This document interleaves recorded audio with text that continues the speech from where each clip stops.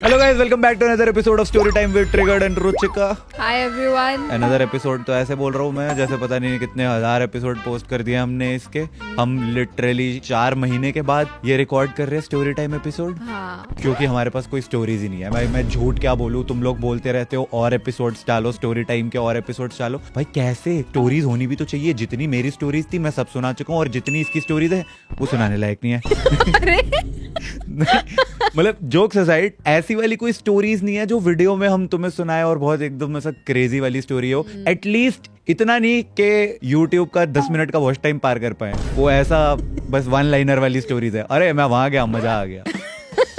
बस ये स्टोरीज है। बट वी डिसाइडेड कि थोड़ी थोड़ी छोटी छोटी स्टोरीज है तो उनको कंपाइल करके एक एपिसोड बना लेते हैं, क्योंकि तुम लोगों ने कमेंट्स कर करके ऐसा कर दिया कि प्लीज डाल दो, प्लीज डाल दो। तो हमें भी लगा यार टाइम तो काफी हो गया है पॉडकास्ट सेटअप पे बैठे हुए। हाँ, और मजा भी बहुत आता है ये हाँ। करने में ना। तो आज की वीडियो में हॉरर स्टोरी भी है, कॉमेडी स्टोरी भी है और भी पता नहीं जो याद आएगा सुना दूंगा मैं।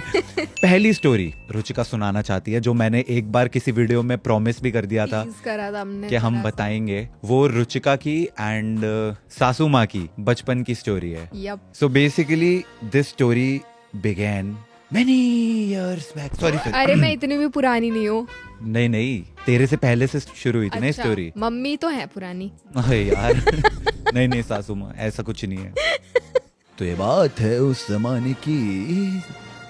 हाँ मेरा हो गया, अब आगे तुझे करना। मुझे लगा फिर इसको कुछ बोलना होगा तो मैं चुप बैठी थी इस बार। अरे मैं इसीलिए आज मैं पूरा मौका दूंगा तुझे, क्योंकि तू हर बार यही कंप्लेंट करती है कि मैं तुझे बोलने का मौका नहीं देता हूं। बोलने नहीं देता है मुझे।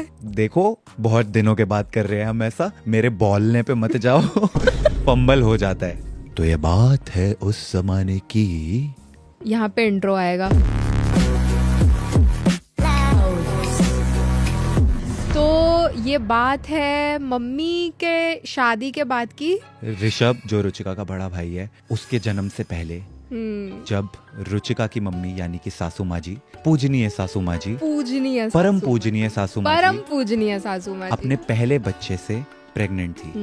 एंड मम्मी गांव पे आई हुई थी। तो अगर तुम्हें पता नहीं है तो मैं बिहार से बिलोंग करती हूँ। तो मम्मी गांव पे गई हुई थी और मम्मी का फर्स्ट ट्राइमेस्टर चल रहा था। ट्राइमेस्टर क्या होता है? Trimester is like 3 months. Pregnancy में 9 महीने होते हैं, तो पहले 3 महीने को फर्स्ट ट्राइमेस्टर बोलते हैं, अगले 3 महीने को सेकंड ट्राइमेस्टर और फाइनल 3 महीने को थर्ड ट्राइमेस्टर। मुझे पता था, सिर्फ वो जिनको नहीं पता उनके लिए।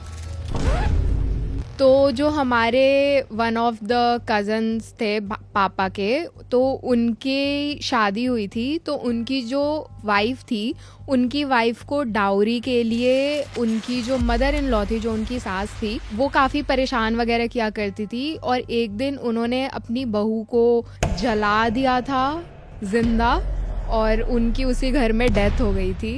एंड फिर उसके बाद उनकी रीमैरिज भी हुई। तो जो उनकी फर्स्ट बहू थी, उनको जलाने के बाद ये सब कहते हैं कि जो उनका घर था वो हॉन्टेड हो गया था। तो उस घर में कोई नहीं रहता था। उसके बाजू में ही एक और घर उन्होंने बनाया था जहाँ पे उनकी नई फैमिली रहा करती थी। तो जब मम्मी शादी करके आई तो उनको सबने बताया कि ऐसा ऐसा है। और गांव में वैसे भी तुम्हें पता है फोकलोर्स वगैरह जो होते हैं उसमें बहुत सारी कहानियाँ होती हैं कि ये डायन वायन की कहानियाँ भी तुम्हें पता है गांव में बहुत फेमस होती है। काला जादू काफ़ी ज़्यादा होता है गांव वगैरह में। मम्मी को जब ये सारी बातें बताई गई कि अभी भी जो है उनकी आत्मा देखी जाती है या फिर उनकी आत्मा वगैरह यहाँ भटकते रहती है और ये घर हॉन्टेड है, तो मम्मी काफ़ी ज़्यादा ऐसा हो गई थी कि यो एक होता है ना, एक तो तुम प्रेग्नेंट साइकोलॉजिकली दिमाग में डर लगने लग गया। तो मम्मी वैसा हो गई थी।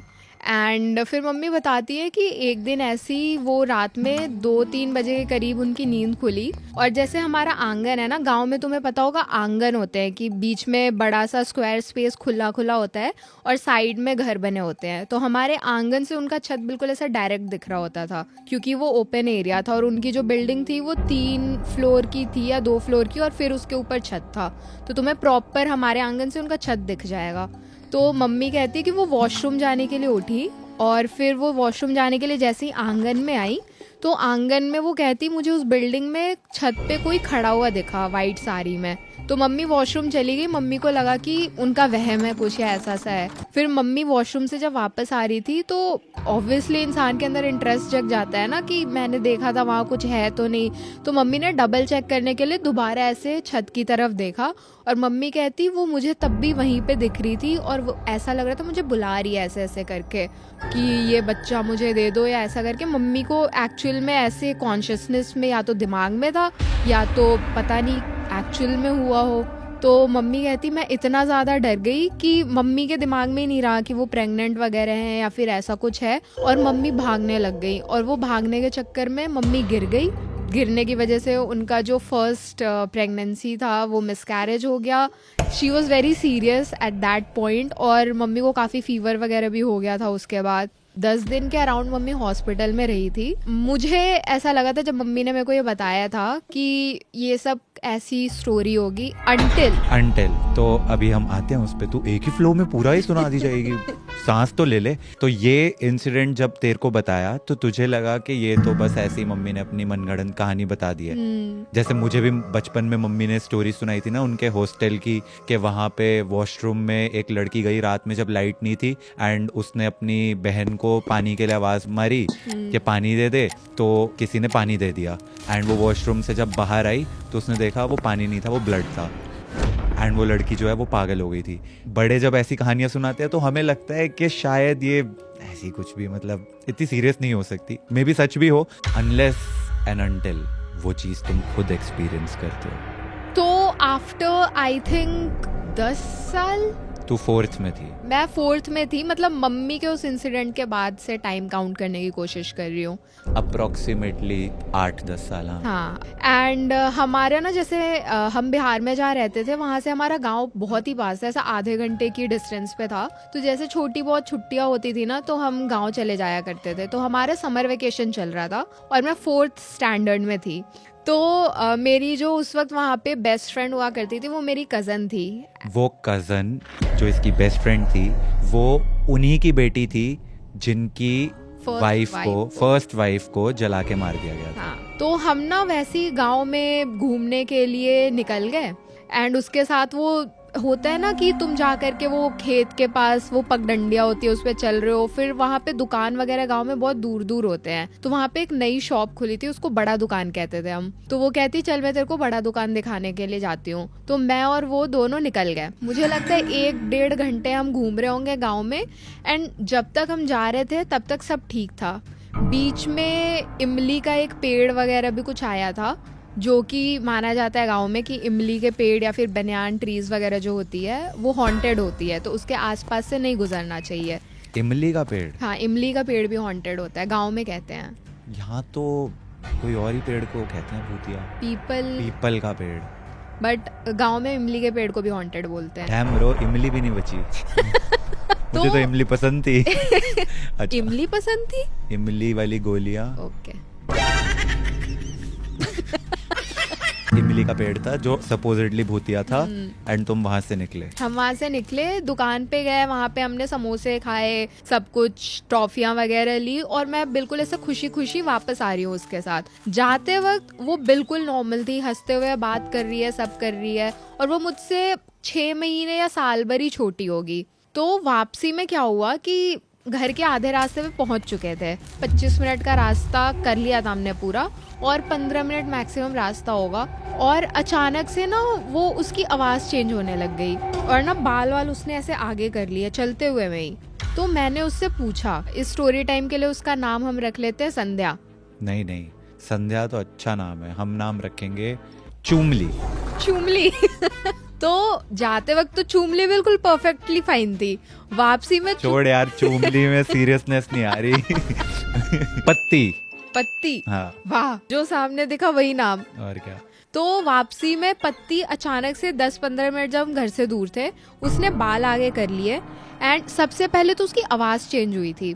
तो मैंने उससे पूछा कि क्या हो गया पत्ती, तू ठीक है? तो उसने ऐसे बिल्कुल ऐसा करके जो भारी आवाज़ होती है ना उसमें बोला हाँ। मैं ठीक हूँ। हाँ ऐसे करके। तो मुझे ना थोड़ा सा ऐसा लगा डर कि क्या हो गया है इसको। फिर मुझे लगा हो सकता है ऐसे मजाक कर रही हो मेरे साथ, और ना वो बाल आगे करते हुए ही चल रही है, ऐसे करके नीचे देखते हुए ऐसे ऐसे चल रही है। एंड आई वॉज लाइक कि इसको क्या हो गया है, मैं डरते डरते आ रही हूँ। उसके बाद हम बस घर से 1 मिनट दूर थे। मैंने उससे फिर पूछा कि क्या हो गया, तबीयत ठीक है, अचानक ऐसे क्यों बिहेव कर रही है। उसने कुछ नहीं बोला, चुप थी वो। तो एक ही रास्ता जाता था हमारा घर का, यहाँ से राइट को उसका घर था और लेफ्ट में मेरा घर था। और हमारी ना कंस्ट्रक्शन चल रही थी गांव वाले घर पे। तो कंस्ट्रक्शन चलते हुए में बीच में वो छोटे छोटे गैप्स छोड़ते हैं ना वो ईंट के, जिसमें वो बांस लगा करके फिर ऊपर का कंस्ट्रक्शन कर सके। तो वो छोटी छोटी ब्लॉक्स छूटी हुई थी, तो वो सीधे अपने घर पे चली गई और इधर मैं अपने घर पे आ गई। और हमारा जो कंस्ट्रक्शन वाला वॉल था वो उनके आंगन की तरफ था, तो इस साइड से उनका पूरा घर हमें दिखता था। और अगर हम अपने छत पे जाएं तो वहां से भी उनका पूरा घर हमें दिखेगा। तो मैं जब घर वापस आई तो मुझे सबने पूछा ओ यार बड़ी देर से ऐसे चौकड़ी मार के बैठा हूँ, दर्द होने लग गई टांगों में। हाँ जी कंटिन्यू। अगर तुम लोग सोच रहे हो पिल्लो क्यों रखा है, मोटा ही नहीं कहना इसलिए। मोटा ही कह दे। हाँ जी कंटिन्यू कंटिन्यू। तो फिर जब मैं घर वापस आई तो मुझसे बड़ी मम्मी वगैरह सबने पूछा कि इतनी देर से कहाँ गए हुए थे, क्योंकि तुम सोचो तुम 4th क्लास के बच्चे हो और तुम 1.5 घंटे से गाँव में गए हुए हो और उन्हें पता ही नहीं तुम कहाँ गए हुए हो। और मैंने घर पे बताया भी नहीं था कि हम बड़ी दुकान जा रहे हैं, क्योंकि जब मैं गांव आई थी तो मुझे पहले घर वालों ने मना कर दिया था कि उस दुकान पे मत जाना, क्योंकि बीच में वो मैंने पेड़ की बात बताई थी ना कि वो हॉन्टेड पेड़ रास्ते में आता है, तो घर वालों ने पहले ही मना किया था कि उस दुकान पे नहीं जाना। फिर भी मैं गई थी क्योंकि मुझे वो दुकान देखनी थी। तो मैंने बताया कि मैं बड़ी दुकान गई थी। मेरे को बहुत डांट पड़ी कि क्यों गए, ये वो बहुत सुनाया मुझे घर वालों ने। एंड अभी मुझे सुनाया ही जा रहा था तब तक मुझे सबको मतलब आवाज आने लग गई, बर्तन ऐसे जोर जोर से फेंकने की, गिरने की और किसी के चिल्लाने की। तो हम सारे शांत हो गए, हमें लगा ये क्या हो गया। और अभी मैं मन में सोच ही रही हूँ कि अभी मैं इन्हें बताऊं कि ना बताऊं, पत्ती कैसा बिहेव कर रही थी, उसने ऐसा कुछ किया। पर ये शोर आने लग गया और फिर सारे ऐसे हो गए कि ऑब्वियसली कहीं से भी आवाज आती है, गांव में तो तुरंत बातें पता चल जाती हैं। तो मुझे बोला गया कि तू कहीं नहीं जाएगी। और जो मेरी बड़ी मम्मी की बेटी थी वो छत पे गई चेक करने के लिए कि हो क्या रहा है, और मेरे को कमरे में उन लोगों ने बोला यहाँ से नहीं निकलना। पर मैंने अभी बताया था ना वो कमरे में कंस्ट्रक्शन हो रही थी, तो बीच में ब्लॉक्स थे जो ओपन थे, तो मैं उसमें से देख रही हूँ और उसमें से मैं देखती हूँ कि पत्ती जो है वो घर के सारे बर्तन उठा करके बाहर फेंक रही है, बिल्कुल हाई पिच पे चिल्ला रही है और बोल रही है कि मैं इसको जला दूंगी, मैं इसको मार दूंगी, तुम लोगों ने जो मेरे साथ किया मैं इसके साथ करूंगी। मैं 4th क्लास की बच्ची हूँ और मैं ये सब सामने होते हुए देख रही हूँ और मैं सोच रही हूँ ये क्या हो रहा है। और फिर मैं माइंड में सोच रही हूँ कि ये वापस आते वक्त भी थोड़ा अजीब बिहेव कर रही थी और मेरे को बिलीव नहीं हो पा रहा था कि ये वापसी में पोजेस्ड थी। एंड फिर उसके बाद उसने क्या करा, सारे बर्तन फेंक करके दरवाजा बंद कर दिया और खुद को अंदर बंद कर दिया। और सारे मोहल्ले वाले लोग उसका दरवाजा खोलने की कोशिश कर रहे हैं कि वो इसको कहीं हार्म ना कर दे। कौन किसको हार्म ना करते? वो लड़की खुद को कहीं हार्म ना कर दे जो पोजेस्ड है ना।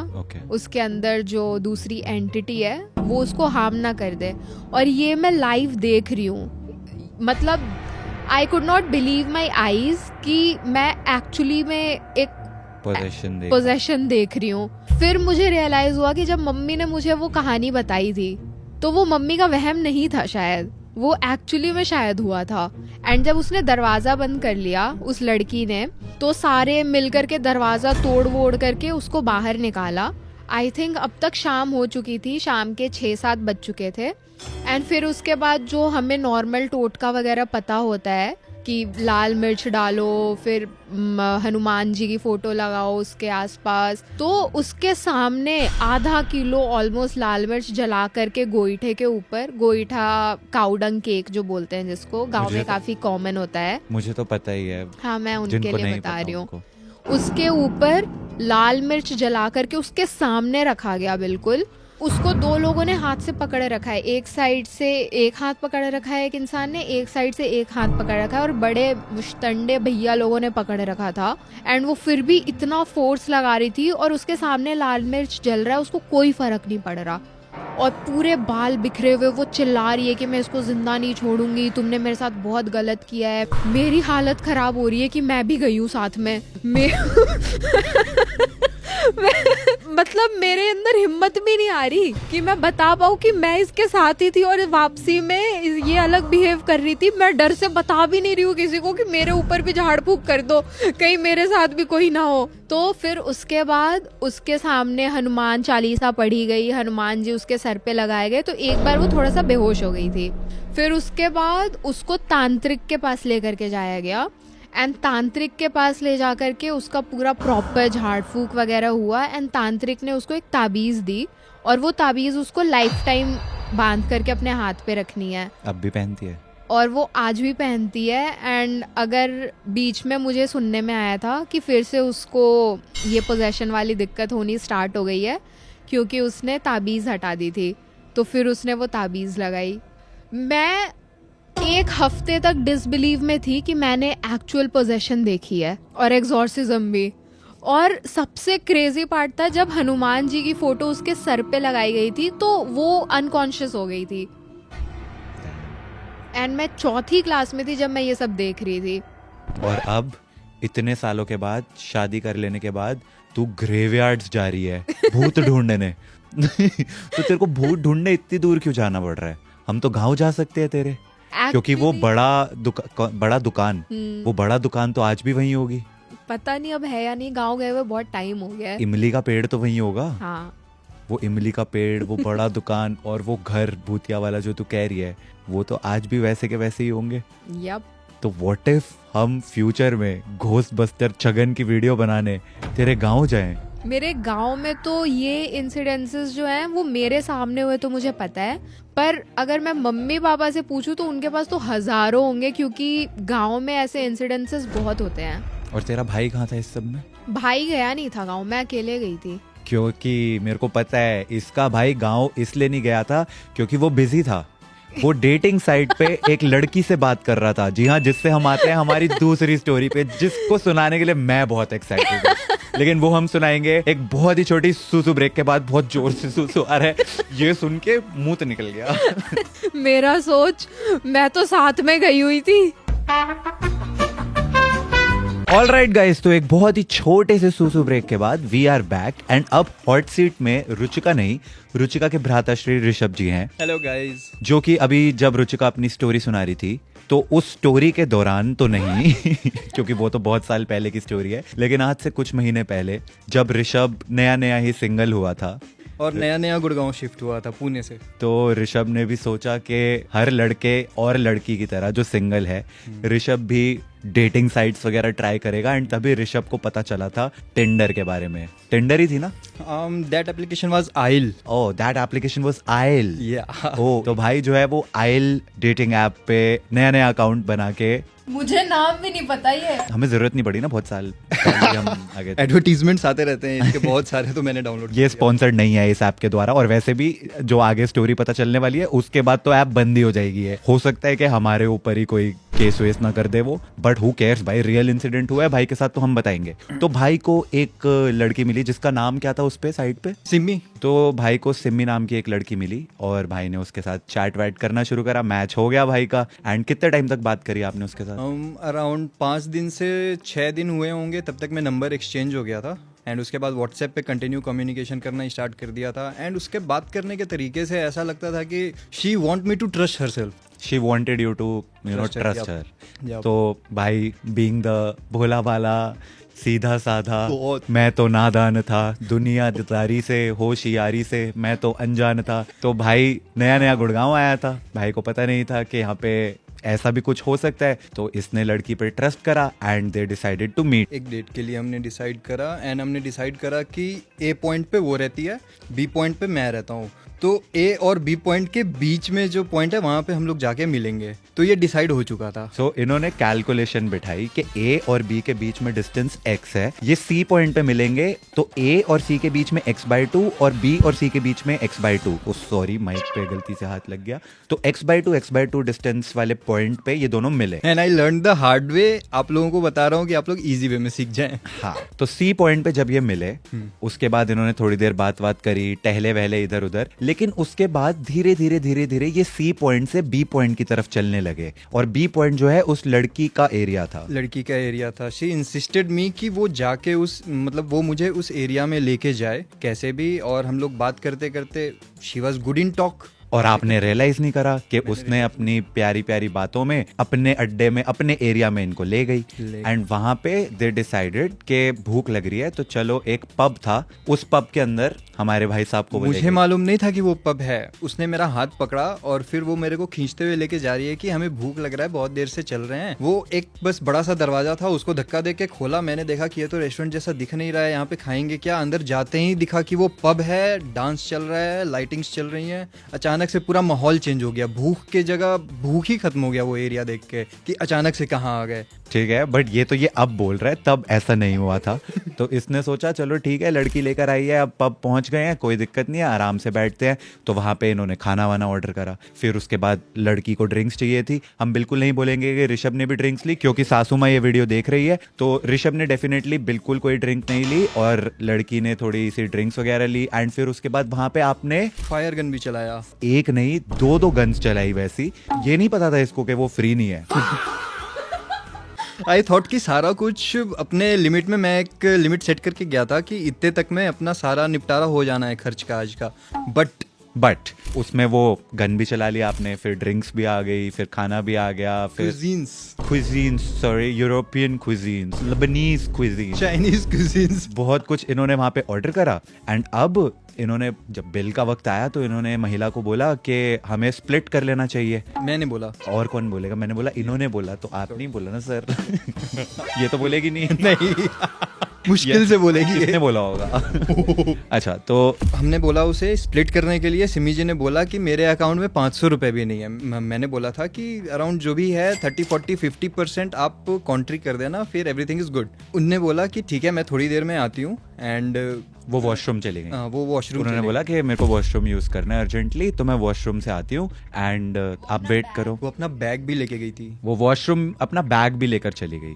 एंड फिर उनके जाते ही एक कच्चा चिट्ठा मेरे हाथ में थमाया जाता है, लिखा हुआ, मतलब नॉट प्रॉपर बिल, वो कच्चे बिल होते हैं ना, बस एक कागज पे लिख दिया बिल बना के, वैसा सा पर्चा इनके हाथ में पकड़ा दिया गया कि ये रहा आपका बिल 25,000 रुपए का। एंड तब इनको समझ आया, अरे वो जो मैं फायर गन चला रहा था उसके भी पैसे हैं, वो फ्री नहीं थी। वो जो वो खाना खा रही थी वो फ्री नहीं था। वो जो ड्रिंक्स ली वो भी फ्री नहीं थी। 25,000 का बिल। और आपकी जेब में कितने रुपए थे? मेरे जेब में 7-8 हजार के आसपास में थे। 7-8 हजार, चलो 7-8 हजार तो थे एटलीस्ट, बट 25,000 में फिर भी 18,000 कम थे। और फिर इन्होंने क्या करा, इन्होंने सिम्मी जी को फोन लगाया, सिम्मी जी का फोन बंद। उन्होंने इनको स्ट्रेट अप ब्लॉक मार दिया। उसके बाद जब मैंने थोड़ा सा रस्साकशी करा पैसे देने के लिए कि यार इतने पैसे कैसे हो सकते हैं, इतना तो करना नहीं चाहिए, इतना तो मैंने खर्च भी नहीं करा है। सर्वर था, सर्विसमैन, उसने कुछ नहीं बोला। अचानक से देख रहा हूँ कि 3 बड़े 6-6 फीट के हट्टे कट्टे बाउंसर्स आ रहे हैं मेरे पास। एंड वो इसको बोल रहे बिल दो और निकलो, तू जा नहीं तो पड़ेगा। तो भाई अब ऐसी सिचुएशन में है जहाँ पे इनके पास पैसे नहीं है, लड़की जा चुकी है, 3 बाउंसर इनके ऊपर खड़े हुए हैं, खड़े क्या पता ही नहीं है कहाँ पे है दुनिया में। बहुत वैसा इंसिडेंट मेरे साथ पहली बार हुआ है। एंड इसके बाद भी अगर तुम समझे ना होते तो फिर तो दिक्कत होती। बट उसके बाद फिर आपने बिल कैसे दिया? मैंने लोन मांगा अपने दोस्तों से एंड मेरे कलीग लोगों से, भाई 2000 दे रहा है क्या? 4 अलग अलग लोगों को फोन करके उनसे पैसे जुगाड़े हैं, भाई तू 2000 दे दे, कल दे दूंगा, भाई तू 4000 दे दे, उसने 2 दे दिए, भाई बचे हुए 6 तू दे दे। ऐसे करके इसने सबसे 25,000 रुपए इकट्ठे करे हैं, बिल दिया है, और वहां से रोते रोते वापस आया, रोते निकला हूँ। और बस ये कि मैं पिट ना जाऊं, मेरे हड्डी ना टूटे। और सबसे ज्यादा डर इसको ये लग रहा है कि घर वालों को पता चल गया तो बेइज्जती अलग होगी। मुझे बताया ही नहीं। ये स्टोरी इसने इसको नहीं बताई, मुझे बताई, फिर मेरे तक पहुंच गई तो यहाँ पहुंच ही गई। आज मैं अपने परिवार और खानदान वालों से माफी दुनिया को बता रहे हैं। ऐसी गलती ना मैं करूंगा ना आप लोग करना कभी। तो अब आप लोग समझ गए हैं कि डेटिंग साइट्स यूज करना कभी कभार काफी रिस्की भी हो सकता है, तो please if you use these sites and apps तो बी केयरफुल, वरना ऐसा कुछ हो सकता है आपके वेरी साथ भी। केयरफुल। ये बहुत पर्टिकुलर स्कैम होता है डेटिंग एप्स के नाम पे। ये कहते मेरे साथ ये हो गया, उसके बाद मुझे ऐसी स्टोरीज लोगों की भी पता चली कि उनके साथ भी हो रहा है। और उसके बाद इसने जाके वही सिम्मी सेम प्रोफाइल पिक वाली प्रोफाइल। दूसरी एप्स पे देखी किसी और नाम से। किसी और नाम से, किसी पे पूजा दिख रहा है, किसी पे सिम्मी का सिमरन दिख रहा है। मेरे को सिम्मी दिखा था पहली बार। तो लड़की जो आई थी वो फोटो से मिल रही थी। हाँ मिल रही थी, चेहरा मिल रहा था। कांग्रेट्स भाई, I am so sorry for But- congratulations. थोड़ा सा भाई के उस दिन पॉकेट पे लगी मार, पॉकेट लेकिन पे वो चिथड़ी हो गया था दिल मेरा। ऐसे 25,000। ये कितने टाइम पहले का इंसिडेंट है? ये 2023 मई जून के आसपास। तो इसीलिए पिछले 3 साल से अब भाई सिंगल ही है। अब उसने डिसाइड कर लिया है कि वो सिंगल ही रहेगा। मैं अपने जीजा बहन के साथ मिंगल हूँ, इसमें खुश हूँ। बहुत ज्यादा हो गया। कभी कभार ये कुछ भी बोल देता है ना, बाद में सोचेगा क्या बोल दिया। क्यूट है भाई, अपने साला साहब बहुत क्यूट है। वो इतने क्यूट है इसलिए मैं उनको साला साहब बोलता ही नहीं, मैं ससुर जी बोलता हूँ। ससुर समान पूजनीय है आप। अरे स्कैम होके आ गए। स्कैम हुआ बहुत। और बताओ, सोचो नया नया बेचारा गुड़गांव आया है पहली बार, और 1 महीने के अंदर अंदर ही ऐसा हो गया। उसके बाद तो विश्वास ही उठ गया होगा ना। बाद में हाँ विश्वास उठा, और उसके बाद में अचानक से ऐसी बहुत सारी न्यूज आने लगी ना मेरे फोन में, सोशल मीडियाज पे, कि ये पब बंद हुआ, वो पब बंद हुआ, क्योंकि वहाँ पे स्कैम्स होते थे इसी तरीके के। Right. ये मैं सीख रहा हूँ, ये मैं जान रहा हूँ स्कैम हो जाने के बाद। Very bad timings for this news. पहले आने चाहिए थे। पहले आने चाहिए थे, थैंक फिर यू मैं ससुर बचता। जी, बहुत ही मजेदार कहानी सुनाई है आपने। एंड अगली कहानी से पहले एक और सुसु ब्रेक। बहुत जोर से मैं भी आता हूं। आज पता नहीं क्या हो गया भाई, कितना पानी पी लिया है भाई। उठो। A few minutes later. Alright guys, so we are back after the सुसु ब्रेक। अभी हमने एक दुख भरी येट फनी सी स्टोरी सुनी हमारे ससुर जी की, साला साहब की। मैं जीजा बोलने लगी थी। साला साहब की। Now we are back to the horror genre. तो ये वाली स्टोरी जो है ये मेरी और रुचिका की एंड इनफैक्ट हर्षित की भी स्टोरी है। तो अभी कुछ टाइम पहले तुम्हें याद होगा हम वेस्ट बंगाल गए थे, कालिम्पोंग, कुर्सियोंग, वहाँ पे डाउ हिल एंड मॉर्गन हाउस। तो मॉर्गन हाउस में हमें 14th का होटल मिला था, सिर्फ एक ही दिन का मिला था। तो हम पहुंच चुके थे 13th को। अब 13th को रुकने के लिए हमें एक कोई तो होटल वगैरह चाहिए था। तो हर्षित जी ने कोई तो गूगल से देख के एयरबीएनबी बुक करवा दिया। अब वो एयरबीएनबी ऐसा नहीं है शहर के अंदर है, वो शहर के बाहर पहाड़ियां उतर के समुद्र पार करने के बाद 6000 नाले तालाब सब पार करने के बाद कहीं तो हम जंगलों के बीच में एक जगह पे पहुंचते हैं, ढलान पे था, ढलान याद पे। है? और मैं बाय द वे और डिफेंडर लेके ये- सड़क भी उतनी थी जितनी डिफेंडर थी। जितनी डिफेंडर उतनी सड़क, और पेड़ ही पेड़ है सड़क पे, डिफेंडर लगते हुए जा रही है उन पेड़ों पे। कैसे तो मैंने वहां पे गाड़ी पहुंचाई और फिर पतले से गेट के अंदर डिफेंडर पार्क भी कर दी कैसे भी। उसके बाद हम देखते हैं लकड़ी का बना हुआ एयरबीएनबी, जो थोड़ी सी तेज हवा चलती पक्का ढह जाता। बिल्कुल सेक्लूडेड लोकेशन पे था एक तो वो, एंड ना वो बना भी, अगर तुमने कभी अनामिका सीरियल देखा है जो कि सोनी टीवी पे आता था, हॉन्टेड सीरियल था वो सीरियल का घर था, वो अनामिका जो भूतनी थी, एग्जैक्टली यही घर था। मेरे पास फोटोज भी है। वो पहले तो मैंने घर जैसे ही देखा, जैसे हम बीएनबी पे पहुंचे, आई वॉज लाइक ये तो मुझे लग रहा है वो सीरियल के सेट पे आ गई हूँ मैं। Exactly ditto same. और वो बाहर से ही भूतिया लग रहा, प्लस बाहर में इतना बड़ा आंगन और उसके सामने में इतने ऊंचे ऊंचे पेड़ और बस पत्ते गिरे हुए। तो काफ़ी स्पूकी सा दिखने वाला था इन शॉर्ट जो इसने बोला। एंड वहाँ पे हमने अपनी गाड़ी लगाई एंड उसके बाद हम अंदर गए एयरबीएनबी में। सारी चाबी वाबी सब जो भी दस्तावेज देने पड़ते हैं वो देने के बाद अपना आराम से टीवी वगैरह देखने लग गए, क्योंकि एक दिन तो पास करना ही था। खाना वाना खाया, उसके बाद पोकर खेलने लग गए, उसके बाद और कैसे ही टाइम पास करा। एंड आई थिंक रात के 10-11 बज रहे होंगे।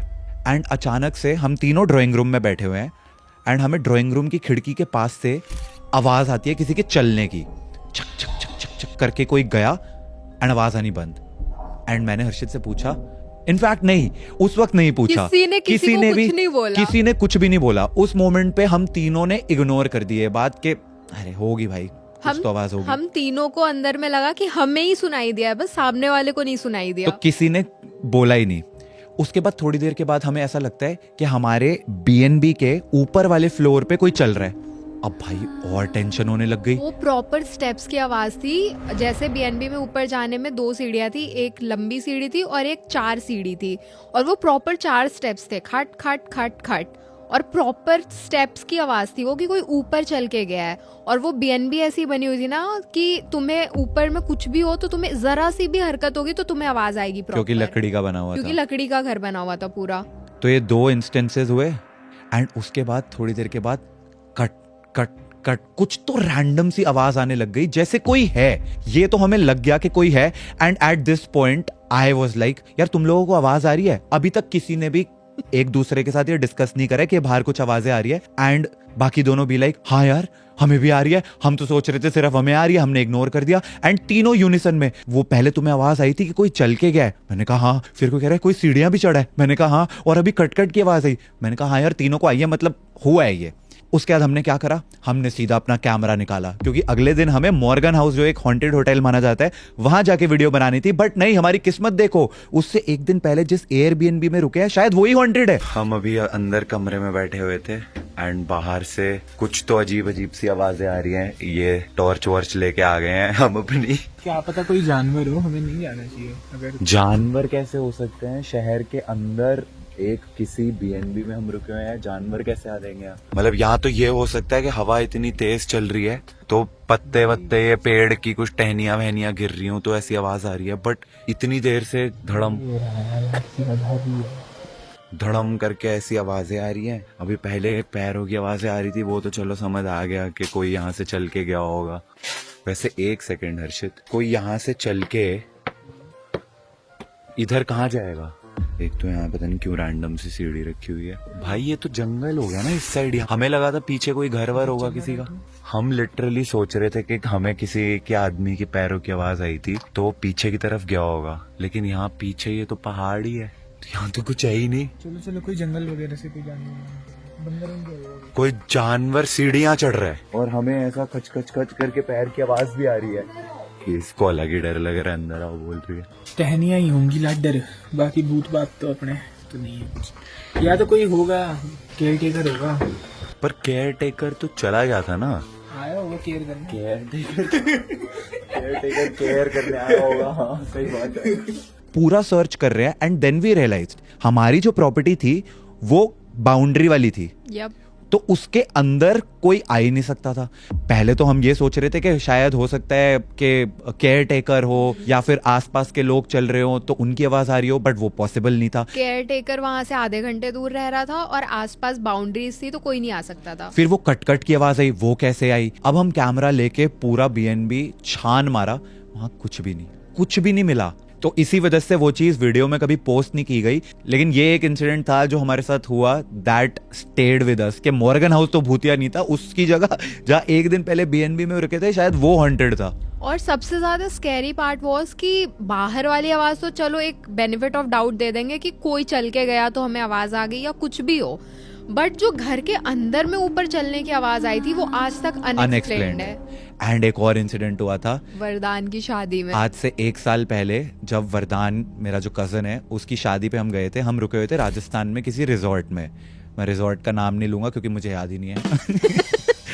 तो उस रिजॉर्ट में रात के 1:30 बजे के आसपास मैं और रुचिका, हम अभी फंक्शन से हम वापस आए थे। आई थिंक कॉकटेल या फिर हल्दी, मेहंदी, सूफी नाइट से वापस सूफी आए नाइट, थे। मेहंदी वाले फंक्शन से हम वापस आए थे एंड मैं बहुत टायर्ड था। मैं सीधा आके बेड पे लेटा हुआ हूँ एंड अचानक से मेरे को कुछ आवाज आई, ऐसा लगा जैसे कोई खराटे मार रहा है। सो मेरा ध्यान नहीं गया। पहले एक बार आई, फिर दूसरी बार आई, इग्नोर्ड। तीसरी बार जब आई, आई रियलाइज्ड ये आवाज खराटे की नहीं है।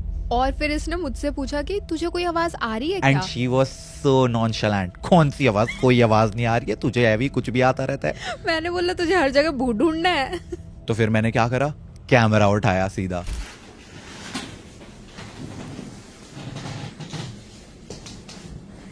फिर से पता नहीं 3-4 बार डकार मारने की आवाज आ चुकी है इधर कहीं से।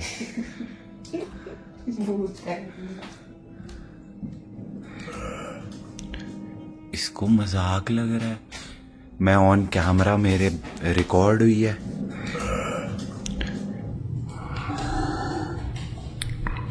ये क्लिप मैंने रिकॉर्ड करी, मैंने आवाज़ सुनी वीडियो में जो रिकॉर्ड हुई और मैंने इसको दिखाया। मैंने कहा ये देख, तू कह रही है ना कुछ नहीं आ रहा, ये मेरे को एक्सप्लेन करिए किस चीज़ की आवाज़ है। And at that point she was like, पता नहीं, आई वाज लाइक मुझे क्यों नहीं सुनाई दे रहा, और इसने रिकॉर्ड भी कर लिया। And crazy part was record करने के बाद वो आवाज़ नहीं आई। वो शायद इन टोटल 5 या 6 बार आई होगी। 2-3 बार मैंने इग्नोर करी, तीसरी चौथी बार में वो मेरे को समझ आया कि ये कुछ तो वियर्ड आवाज़ है। एंड 5वीं बार में मैंने वीडियो बना दी, उसके बाद वो आवाज़ आनी बंद। हेलो, अब करना है, अब करना जो भी कर रहा है। अगर अब आवाज आई तो मैं बाहर जाके देख रहा हूँ। एंड उसके बाद मैंने सबको वो वीडियो दिखाई एंड मैंने कहा तुम एक्सप्लेन कर दो ये किस चीज की है। हमारे रूम के आसपास किसी का रूम नहीं था, क्योंकि मैं सोच रहा था शायद कोई खर्राटे मार रहा है इतने फनी से। पता है मैंने क्यों सोचा वो खराटे की आवाज हो सकती है? क्योंकि वरदान, मेरे जिस कजन की शादी थी, उसके जो मामा जी थे उनको मैंने बचपन में ऐसे खराटे मारते हुए सुना है। पता है हम मनाली में कोई तो एक जगह पे रुके हुए थे बहुत सारे लोग, एंड तब कमरे में से ऐसे खराटों की आवाज आ रही थी और सबको लग रहा था कोई भूत है, और बाद में पता चला था कि वरदान के पुनीत मामा जो है वो खराटे मार रहे थे। तो मेरे दिमाग में पहली थॉट यही थी कि हमारे रूम से भी वही वैसी खराटों की आवाज आ रही होगी, बट वो पॉसिबल नहीं था क्योंकि हमारे रूम के आसपास और किसी का रूम था ही नहीं। मतलब वो जैसे कोई डरा रहा है तुम्हें, मतलब डांट रहा है, निकल जा। और सबसे फनी चीज पता क्या हुई थी? उसके अगले दिन हमारे कमरे में बंदर आ गया था। अरे वाह, मुझे याद है हम सोए हुए हैं क्योंकि भाई इतना डांस करा है हमने पूरी रात, मस्त एकदम आउट है दोनों, इतना ज्यादा थके हुए हैं। एंड अचानक से मेरी ना कुछ तो आवाज, ऐसा मेरी नींद बहुत कच्ची है, मतलब अगर हल्की सी भी आवाज होती है मैं उठ जाता हूँ। तो मेरे को ऐसा लगा कि किसी ने तो बालकनी का दरवाजा खोला है, बिल्कुल हल्का सा दरवाजा खोला है, और मैं ऐसे करके मैंने यूं देखा है और एक बंदर दरवाजा खोल के चलते हुए आ रहा है अंदर, टेबल पे बैठ रहा है। और मेरा फर्स्ट रिएक्शन क्या है? रुचिका उठ जा, बंदर आ गया रुचिका। मैं क्या करूं, ये भगाएगी? मैं नींद से उठी हूँ, ऐसे तुम सोचो तुम नींद से कोई तुम्हें चिल्ला के उठाए और तुम कैसे हक्का बक्का होके उठते हो। मैं उठी हूँ, पता नहीं मेरे हाथ में जो भी मिला उसको हट हट हट हट करके। सबसे फनी पार्ट था उसको बोल रही है हट हट हट, मैंने कहा ऐसे तो नहीं भाग रहा वो, पर भाग गया। उसने इतना सा दरवाजा खोला होगा, उससे आया, इसके हट हट बोल के उतना सा दरवाजा बंद करते हुए निकल गया। हाँ, जाते जाते दरवाजा भी बंद करा उसने। ये झूठ है, बट ये तो सच है कि हाँ वो बंदर आया, और अगर मैं नहीं उठता तो वो हो सकता है हमारे ऊपर बैठा हुआ होता थोड़ी देर के बाद। ये तो मेरे साथ बचपन में भी हुआ है। मैं खिड़की वगैरह खोल के सोई हुई थी और हमारी खिड़की में ना इतना गैप होता था, तो मैं सोई हुई हूँ मस्त नींद में, मैं 10वीं या 11वीं में होंगी, और मुझे पता चलता है कि बंदर मेरे बगल में आकर के बैठा हुआ है और वहाँ बैठ करके कुछ खा रहा है, और मुझे पड़ोसी बता रहे हैं उठा करके नींद से कि बंदर है। मैं उनकी शोर सुन करके उठी थी कि मेरे बगल में बंदर बैठ के कुछ खा रहा है और मैं सोई पड़ी हूँ। मेरे को एक और स्टोरी याद आ गई। बंदर की बात कर रहे हैं और वरदान की शादी की बात कर रहे थे, तो आज से बहुत साल पहले, मतलब आई प्रोबेबली वॉज 8, 9, 10, इससे ज़्यादा नहीं होंगे, 10 साल का होऊंगा। तो अभिषेक और वरदान 8 साल के होंगे। हमारे घर के आगे उस वक्त हम रहते थे रोहिणी में, वहाँ पे नवशक्ति सदन करके अपार्टमेंट था, उसमें रहते थे। घर के बिल्कुल आगे क्रिकेट खेल रहे थे हम, तो वरदान जो है वो फील्डिंग पे लगा हुआ था, ठीक है। तो हमारे घर के बिल्कुल सामने जो जीना था वहाँ पे बैटिंग थी, एंड गेट पड़ता था जिस साइड पे वरदान फील्डिंग कर रहा था। तो वहाँ पे वो खड़ा हुआ है, फील्डिंग कर रहा है, मैंने शॉट मारा होगा, एंड इतने में ना शोर मच गया गेट पे कि बंदर आ गया, बंदर आ गया, सोसाइटी के अंदर बंदर घुसा है। तो वरदान वहीं पे खड़ा हुआ था। अब सारे जीने के पास जितने भी लोग खड़े हुए थे वो वापस आ गए घर के अंदर, वरदान गेट के पास था। तो इतने में मैंने कहा अरे वरदान तो वहीं रह गया। बाहर जाके देखा, मैंने पता है अपनी आंखों के सामने प्रत्यक्ष क्या होते हुए देखा, क्या? बंदर ने वरदान की पैंट उतारी और काटा और भाग गया। Bro can you believe it? 7-8 साल का बच्चा रहा होगा, उसकी पैंट उतार के बंदर काट के भाग गया। मैंने क्या करा, मैं घर के अंदर भागता हुआ, चाची चाची वरदान को बंदर ने काट दिया। चाची पैंट उतार के काटा, लिटरली। अब वो उसने ऐसे स्क्रैच मारा होगा, वो पैंट भी उतर गई बेचारे के साथ में।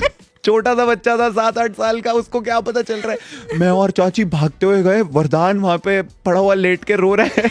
उसको उठाया, रिक्शे पे डाला और वहीं पे पास में मार्केट थी जहाँ पे डॉक्टर था, हम दोनों लेकर गए उसको। बंदर का इंजेक्शन भी कमर पे ही पड़ता है। और फिर वरदान को बंदर वाला इंजेक्शन लगा और फिर उसको हमने बोला जैसे स्पाइडरमैन को स्पाइडर ने काटा था तो वो स्पाइडरमैन बन गया, अब तुझे बंदर ने काट दिया अब तू बंदरमैन बन जाएगा।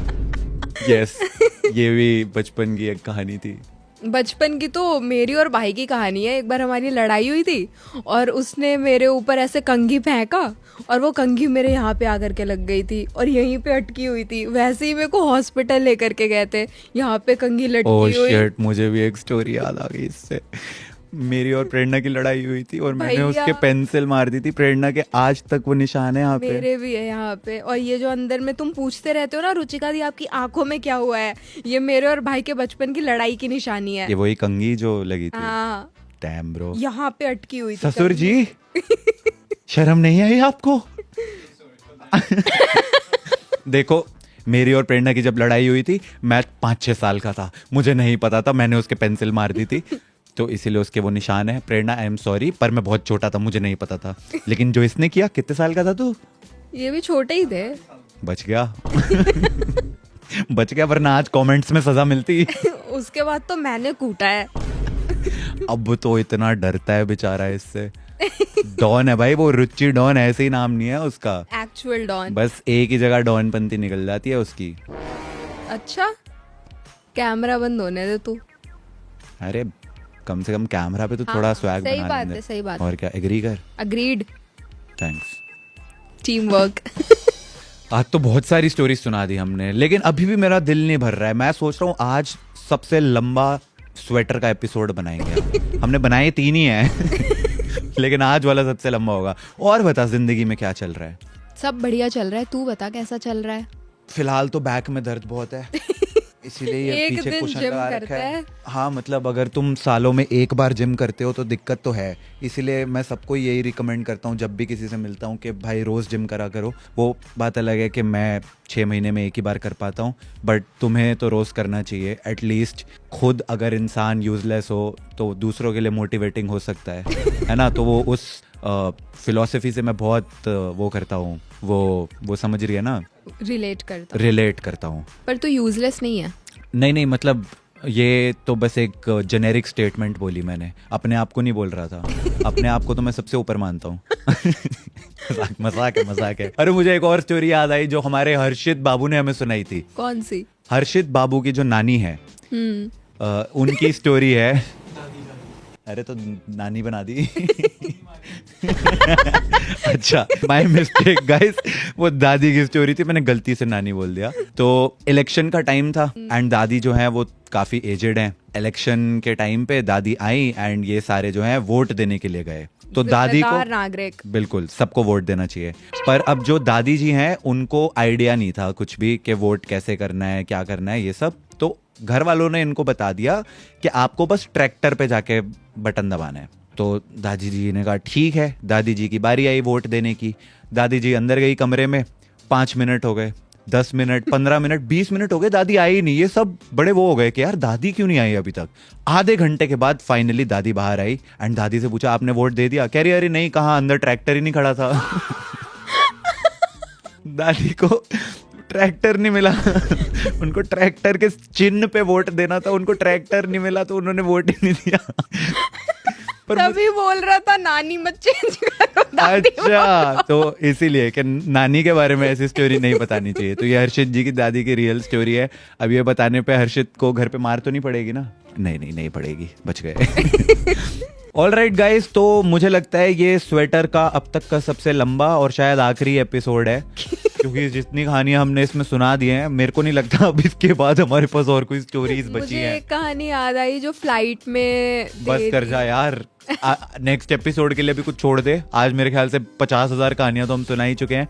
तो और एपिसोड्स अगर स्वेटर के चाहिए तो तुम्हें पता ही है क्या करना है, लाइक कर देना, कमेंट कर देना और वेट कर लेना कि हमारे साथ कुछ हो और हम सुनाएं। हाँ, हम इसीलिए पता है भूतिया जगह जाते हैं ताकि भूतिया वाली कहानियां सुना सके, पता है। हाँ। एक्चुअल रीजन यही है।